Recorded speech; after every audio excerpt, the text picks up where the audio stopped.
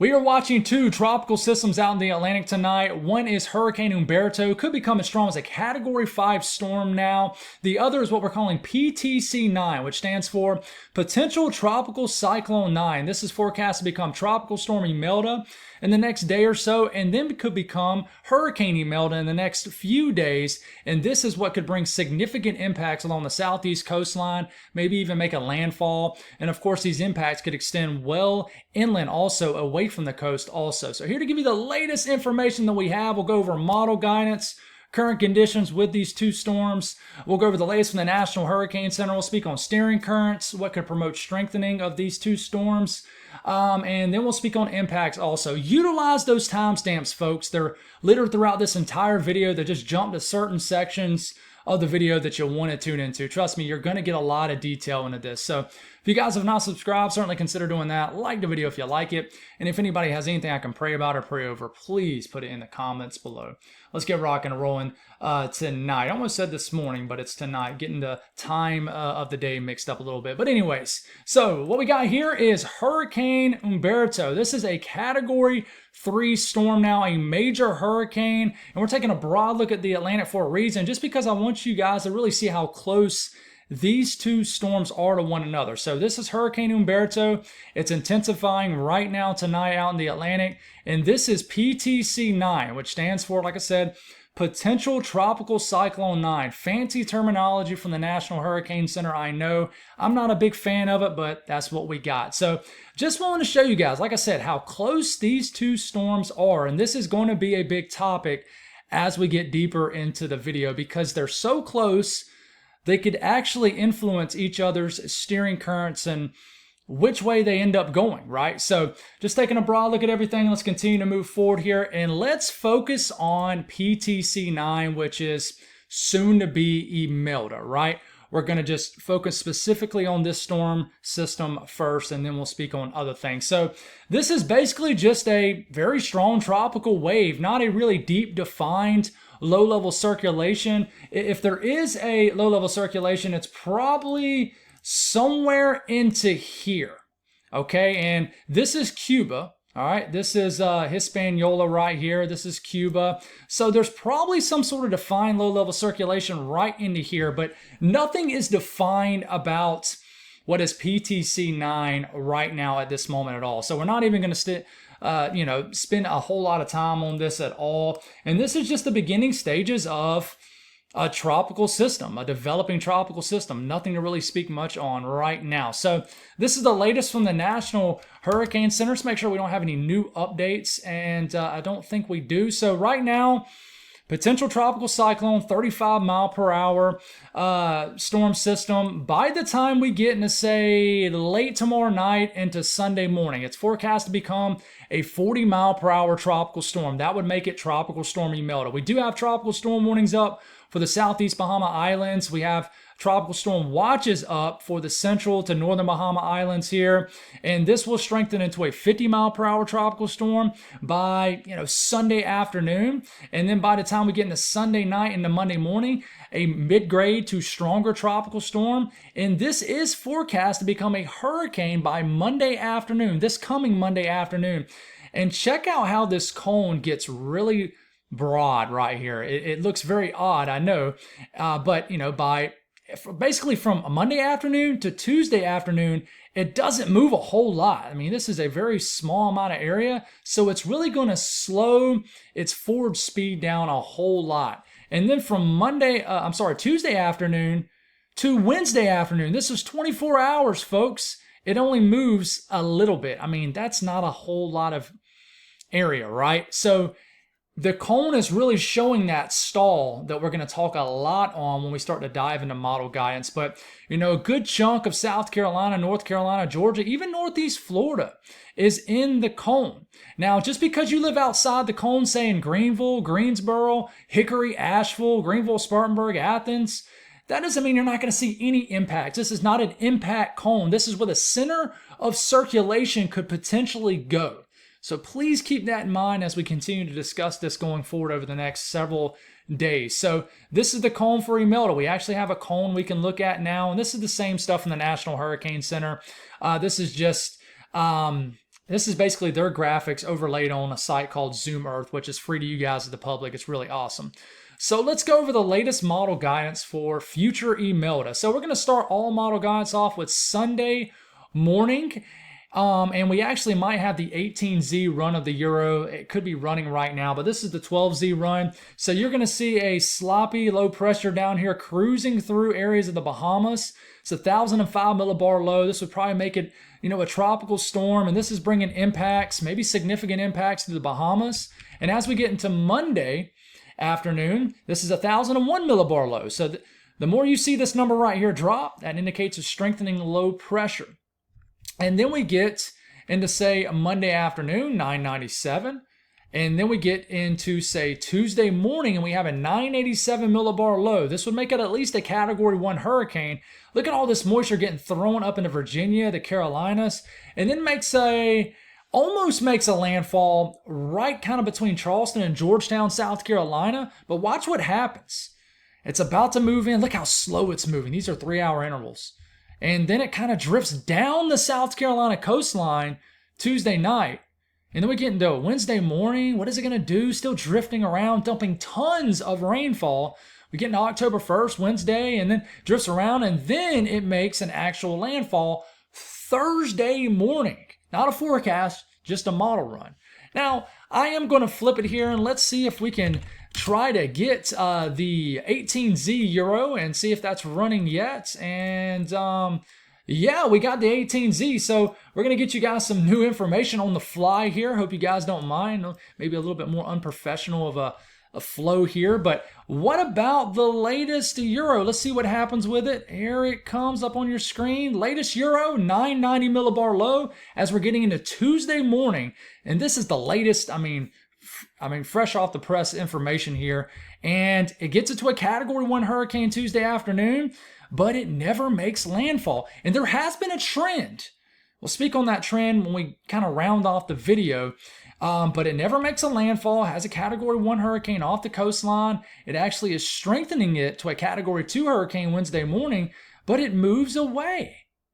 So are we getting some better trends? We potentially could. So the latest Euro, doesn't get it near as close as the 12Z Euro, and actually doesn't really even come close to making a landfall.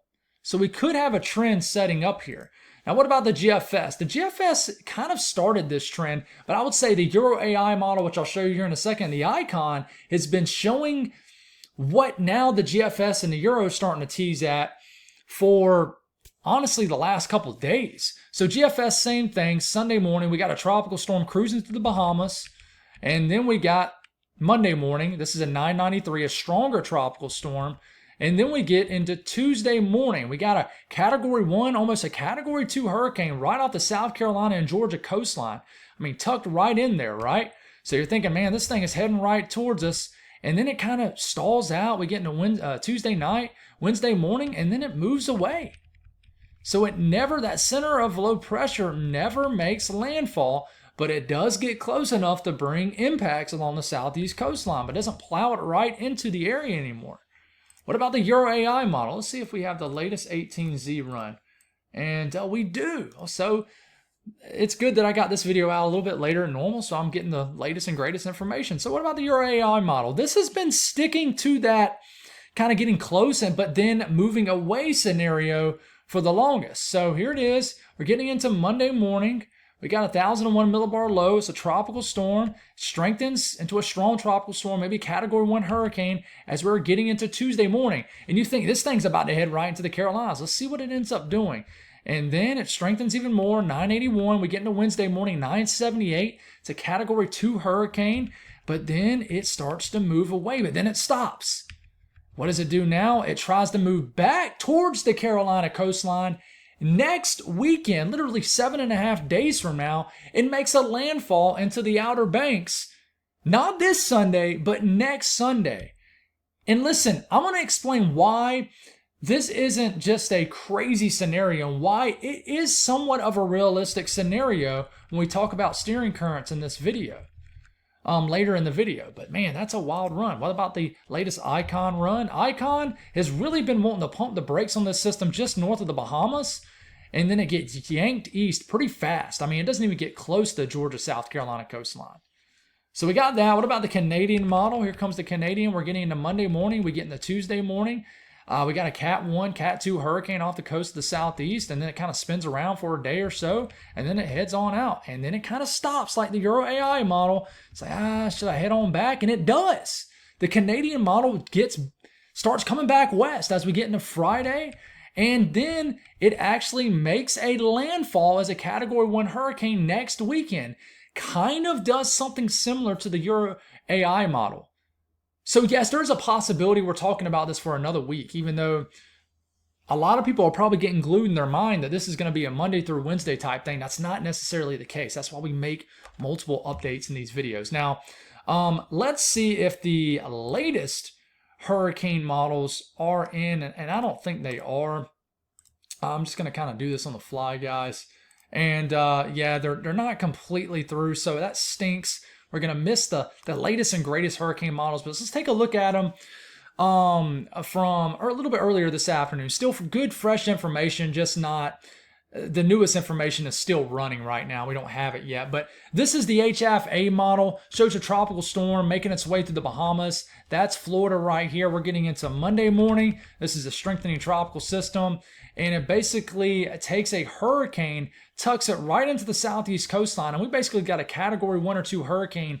Let's just call it a hurricane, spinning off the Georgia coastline, bringing tons of impacts into the South Carolina, even inland, and then it just kind of follows up the southeast coastline, but never makes an actual impact. Or landfall. Remember, that's the center of circulation. This needs to move over land to be an actual landfall, and it kind of drifts around, and this takes us out to about midday Wednesday, October the 1st, and it still never makes a landfall. What about the HFB model? Same thing, tropical storm, strengthening tropical storm through the northern Bahamas, and then we are getting into Monday, we're getting into Tuesday morning, and then we get into Tuesday afternoon. This actually makes landfall and basically around Savannah, Georgia. So that's pretty wild. I don't know if I believe that, especially with the latest trends that we're seeing. What about the H-Wharf model? Here it comes, moving through, strengthening into a hurricane, and it just wants to plow an all-out hurricane kind of between basically right into Georgetown and Myrtle Beach sometime this coming Monday evening. This would be a Category 1 or 2 hurricane and bring significant impacts and stuff that we don't want to see into the North Carolina mountains. Man, we are just getting wild solutions here. Then the HMON model, here it comes, weak tropical system, and then it develops into a hurricane as we're getting into Monday evening, September the 29th. It makes landfall on the South Carolina coastline. We're going to kind of flip through this because it's tearing my nerves up. I really want to see if we got any. Yeah, so we do have some new information. So this is the latest HMON model. What does it show? We can go all the way out to 102 hours out. And yeah, I mean, the latest HMON model still has a landfall scenario into the southern South Carolina coastline as we're getting into late Monday night. 983 too. I mean, that's a Category 1 or 2 hurricane. So still has a scenario of a landfalling hurricane. Now, let's go and look at, say, the HFA model and see if we got the latest and greatest information with this. And I think we do. Let's see, we can go about 90 hours out. And yeah, I mean, we do. So we're about 90 hours out all the way out to Tuesday morning. And let's make sure this is 18Z. It is. So, yeah, I mean, this gets it right up against the Georgia coastline. The Georgia coastline as a Category 1 or 2 hurricane. Looks like it's heading right towards it. So the hurricane models have not quite bit on the trend further east yet. Let's see if we have anything else. What about the HFB model? Yeah, I mean, same thing. Makes a landfall right into Beaufort, Savannah area as a Category 1 or 2 hurricane. So the last one that we're kind of missing data on is the H-Wharf model, and we can only go 78 hours out, but it has a Category 1 or 2 hurricane off the coast of Georgia and South Carolina, Northeast Florida. So that's cool. We were able to get the fresh information. I'm sorry for the sloppiness of the video, but at least we got you the latest and greatest information. So you take from that the hurricane models are still liking the idea of a southeast landfall. Some of the global models are starting to shift away from it. So which one do you believe? Well, we just got to continue to analyze everything. What about the Euro ensembles? Here they are. It's a great example. Some of these members are pretty slow. So this is for what? Monday evening. Some of these scenarios on the Euro ensemble, which makes up 51 members, by the way, is already making a landfall into the Carolina coastline. Some are still kind of right into this area, and some are still hanging out down here in the Bahamas. So that there is a huge timing difference with the members here on the ensemble guidance. But one thing that I'm concerned about is the ones that do make a landfall kind of twist and turn right in this area, which means that we have a stalling scenario. But this is the 12Z EPS. This isn't the latest, say, 18Z EPS, which will come out here shortly. Now, when talking about the potential strength of Imelda, future Imelda, we look at the upper wind pattern, which is what you see on your screen. These are winds at 35, 40,000 feet up in the air, or 250 millibars. So we'll circle where Imelda should be around Sunday afternoon based off what the GFS thinks, and that is right here where you see that 997 millibar low. So if you look north of the system, which is in this area, we got a lot of arrows kind of pointing this way and like that and like that. And then if you look over here, we got some flow in the upper levels working this way, and then it kind of goes like this. Some kind of gets, you know, to the southwest or west of the system like that.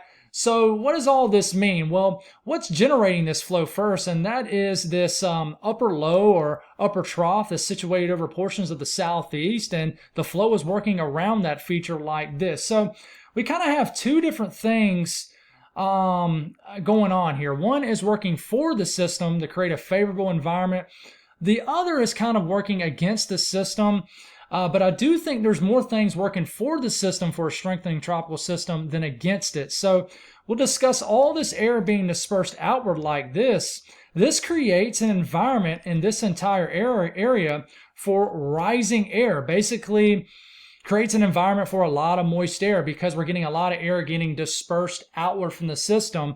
So divergence aloft basically pushes a lot of air out. This allows for more air to rise, and then that gets pushed out, and then you get more air rising. And this allows for convection. Convection, shower and storm activity, creates a moist environment. And that's what's going to be going on this entire circled area with the three arrows I just drew through them. Now, you got flow kind of working towards the system here with dry air probably in this flow, and this dry air could get into the bottom flank of this storm system. So I do think we could have some dry air sort of in this area of the system, and I think that that will continue potentially through the life of this storm system, even as it continues to move north. And as we move it north, you can see what happens here. Still getting a lot of air being dispersed pretty dramatically out like this, but there's a lot of flow kind of coming in like this and then working up against the bottom southern edge of the storm like this. So flow working against this system, probably creating some wind shear, introducing dry air, and then flow getting dispersed outward from the system on the northern part of this storm. So this is going to create an environment for a lot of moisture well ahead of the storm system, create a bit of a pre-event before the actual event, which is, of course, the tropical system itself. So that brings us into another graphic, which is right here. The brown area is dry air, the green area is moist air, and it honestly matches up perfectly with what I just discussed. If we move this in time here, remember I just discussed the basically the northern edge of the storm is packed full of moisture? Well, you can see that pretty well right here.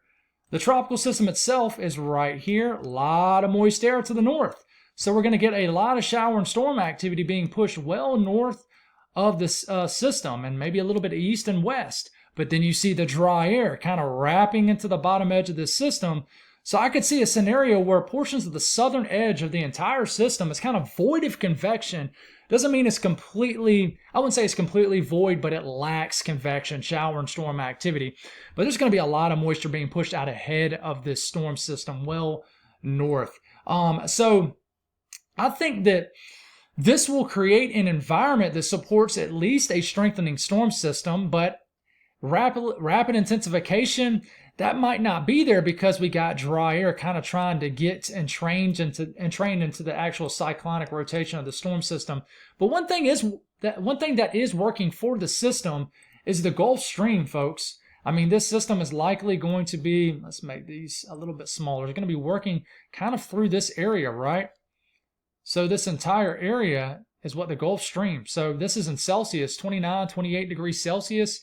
If you turn that to Fahrenheit, that's temperatures in the mid 80s in Fahrenheit. So you got sea surface temperatures that support not only a tropical system, but the strengthening of a tropical system. So I could see this being as high end as a low end category 3 hurricane and as weak as a tropical storm. But I wouldn't rule out a major hurricane from this. You know, we've seen crazier things happen. I just don't know if this is going to be one of those kind of pretty symmetrical hurricanes due to a lot of dry air wrapping into the bottom edge. So if we talk about, you know, impacts from this storm system right now, let's see if we have any new data. Right now, this is rainfall forecast from the Weather Prediction Center between now and 8 p.m. next Friday. So basically between now and the next 7 days. And this is how much rain they're calling for. So, you know, 7 to 8 inches in Myrtle Beach, 5 to 6 in Florence, Charleston 7 to 8. It's a lot of rainfall, guys. All right, you can pause the screen if you need to. Sharp cutoff from Georgia to South Carolina. This is how much rainfall they're forecasting for North Carolina up into Virginia and surrounding states. So right now, you know, I think this has actually dropped a little bit since, this morning's discussion that we went over. But we are certainly seeing how this goes back and forth as far as the forecast rainfall totals, because it could tweak one way or the other. Now, let's show some love to Humberto. It's very tricky. Humberto. So right now, it is a 115 mile per hour category 3 major hurricane, forecast to become a category 4 hurricane sometime tonight. By the time we get into, say, tomorrow evening, this is probably going to be a high-end category 4, low-end category 5 hurricane, forecast to remain a category 4 hurricane all the way through Monday, then maybe weakens into a category 3 storm early next week sometime. Bermuda, you guys are in the cone. This is not the impact cone, guys. Please remember that. This is just where the center of the storm could go. So it could still go over Bermuda. Atlantic Canada, read a comment this morning saying, why aren't you talking about, you know, Canada? You guys are not in the cone right now. This is the outer edge of the cone. Goes all the way out to about next Wednesday afternoon. So this is still a category 2 hurricane. We will continue to watch you folks in Nova Scotia, Newfoundland. You know, I always got you covered up there. But this is the latest cone for Humberto. And then going over some model guidance, Bermuda's this little speck here. Latest Euro gets us very close enough to bring some impacts, but I don't know about significant. But man, it makes a close pass from Tuesday night into Wednesday to Bermuda, and then gets north of Bermuda as we're getting into next Wednesday. And then it literally kind of does exactly what Gabrielle did and almost goes just west to east. So GFS, what does it do? Kind of takes a similar path, but it's definitely more west. So it brings less impacts to Bermuda as we're getting into that same time frame. And this races off. But you gotta watch. You gotta watch Imelda also, because Imelda could get tugged east and then bring impacts to you guys also. It's just a scenario to watch. Then the Euro AI model, certainly. Let's look at the latest one. Euro AI model. Gets this close, makes the closest pass to you guys to the west, say Tuesday morning into Tuesday night. Wednesday morning, it's north of Bermuda, which is this speck right into here. And then it races off. But of course, you gotta watch Imelda. Imelda does try to come back, though, to the southeast coastline. And then we go over model guidance. Bermuda is right where my cursor is. So you got some members going right into Bermuda. So now, we're talking about, you know, intensification and things like that. Listen, I mean, this is cut and dry. You have an incredible outflow for this thing to live and breathe its best life. This is valid for Sunday afternoon, and this thing is just basically has its own cyclonic environment, and then with tons of outflow expanding out away from the system. This thing has no shear, hardly, very, very light shear, and incredible outflow, allowing for air just to expand out away from the upper portions of the storm, allowing for more air to rise, that expands. So this thing is just going to be an incredibly strong hurricane. I think it will reach category 5 hurricane status over the next couple of days, this weekend sometime. So let's slow it down. This is the last thing we'll go over and when we'll be done. All right, this is steering currents, okay? First off, let's circle a couple things on your map here. So this is Humberto, and this is the GFS run. This is for tomorrow midday or early afternoon.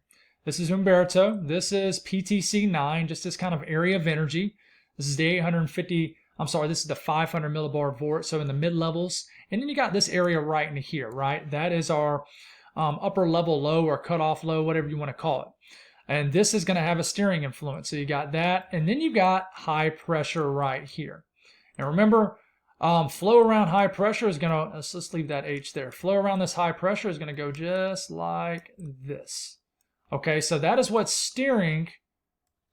That is what's going to steer Humberto kind of up through here, or maybe up through here. Now our tropical system right here, PTC 9, soon to be Imelda, is kind of chilling between the flow from this. Let's just do a little L here. It's kind of between the flow of this high pressure, which is going like this, and then the flow of this upper level low right here. But it's far enough away on this particular run of both of these flows to not get much of a tug from it.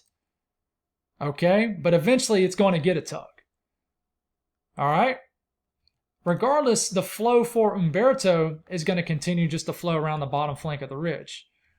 Now, I want to note something before we move further here. The kind of the darker you see the colors on your screen, this indicates stronger energy. And that's why you see just an obvious area right here with Humberto. And you just kind of see sporadic area right here. So if I actually move this back a run, it looks a little bit more put together, right? And a little bit more to the north. I go back a run after that and a back a run after that. And now let's go to the current run. I want you to focus your eyes right here. See how that energy kind of gets weaker and then it kind of dips to the south a little bit? Let's go back a couple runs. Watch how it kind of dips to the south and southwest and becomes weaker. What that means is a weaker system is going to hang and kind of get stuck in light steering currents. And basically this is just going to be a slower scenario. So if this system kind of hangs out for too long, it allows for Humberto to catch up with PTC 9, soon to be Imelda. So what happens here is as we move this forward here, finally, okay, Imelda develops, gets itself together. We still got some flow from upper level low kind of coming up through here, and then we got the flow around the ridge. But Humberto is getting very close at this point. And remember, because Humberto is so strong, it has a pretty strong cyclonic flow around it like this. And this could begin to influence the steering pool of Imelda. But not yet. So we continue to move forward here. Finally, it gets its act together, and it looks like we got a tropical system about to hit the southeast coastline, but Humberto is right behind it. It's close enough to where it's probably starting to affect the steering of Imelda. So this thing slips north, and at this point, kind of a pivot point is met right here. Okay? Flow around this, going like that. Flow around this, going like that. Okay? So this is going to try to yank on this and make it kind of go down like this. Okay, this is the dominant storm. And at the same time, Imelda is trying to pull this up a little bit, but it's not strong enough to do so because Humberto is the dominant storm here. So this looks like Imelda is about to go into the South Carolina coastline, and then as this pulls away, you can see Humberto starting to pull away. It starts to tug back on Imelda, and that's why Imelda kind of gets tugged away from the South Carolina coastline.